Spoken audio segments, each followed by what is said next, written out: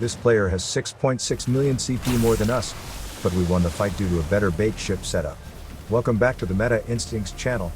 In today's video, we will share our bait ship setup and explain how it helped us win the fight. Bait. Cutthroat damage is incredibly powerful in Sea of Conquest. When it strikes a battleship, it can destroy it and diminish our firepower. To gain an advantage in battle, we must successfully divert the Cutthroat attacks to a high armor bait ship. Therefore, the bait ship is crucial in mitigating the effects of Cutthroat damage. The bait ship needs two key attributes in the setup: high armor and aggro. Aggro. According to the official, the ship's base aggro is 100. Increasing its aggro will have a higher chance of drawing attacks. We can increase the aggro of the bait to draw attacks away from other battleships. However, the attacker is not guaranteed to attack the ship with the highest aggro. It is by chance. Even if the bait ship has the highest aggro, sometimes the Cutthroat ship will still target other battleships. 4+2 setup. We have a fleet of 6 ships. Our setup consists of 4 damage dealers and 2 defensive bait ships. This setup is useful for our fleet, especially considering our limited budget for heroes. The 4 damage dealers in our fleet are the strategic ship, the Cutthroat ship, the burning and drowning ship, and a mixed ship. You can use heroes different from ours because our combination is based on what we currently have. You can watch these videos to learn more about the battleship setups.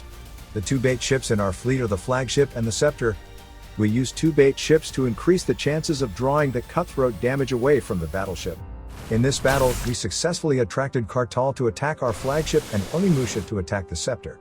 Meanwhile, our Cartal targeted the opponent's strategic ship and eliminated it in the first round of skill attacks. As a result, the opponent was left with 5 ships while ours still had 6, giving us the upper hand in the battle.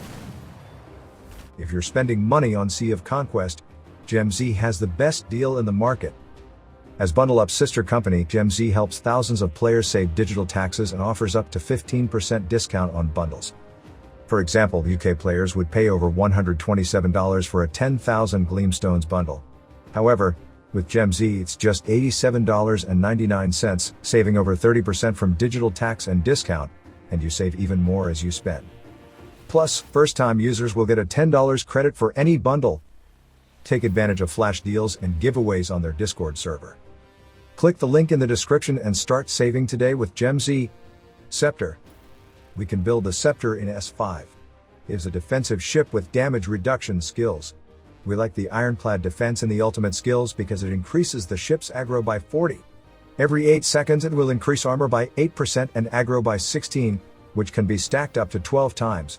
Although the taunting and mockery provide more armor and aggro, the ship must have a shield to activate the effect. The repair damage doesn't provide armor or aggro, and we wouldn't recommend it. The rest of the skills are good if they boost aggro, armor, and damage reduction. We don't recommend single type damage reduction like tactical decryption because it only reduces one type of damage. When setting up a Scepter, we must prioritize armor and aggro rather than damage. This player's bait ship isn't effective because he uses it as a drowning ship without optimizing the armor and aggro. Therefore, it didn't serve the purpose of bait. Heroes. Firstly, we don't recommend using a healer on the bait ship due to low attack. Instead, we prefer heroes who boost armor or aggro. We have only one defensive hero option for each captain and first mate position, Ahab and Obi from S4. We assign them to the Flagship. Next, we need to select 2 heroes for the Scepter.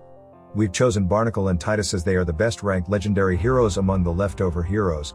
We prefer Magnus and Agnes for the gunner positions because they boost the ship's aggro. However, since we didn't purchase Magnus from the VIP store, we will select Wanda for the Flagship and Agnes for the Scepter. Even though Wanda doesn't enhance armor or aggro, she is a crucial rage generator in the fleet. Placing her on the Flagship will ensure continuous rage boosts until the end of the battle. Trinket. Golden Rudder, Eagle Shield, and Obi's exclusive Trinket are recommended for Flagship and Scepter.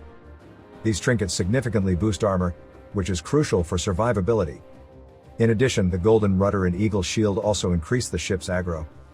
It's important to prioritize armor and aggro over damage and attack, so trinkets like the Chain of Bombs and Spyglass, which focus on damage and attack, are less preferable.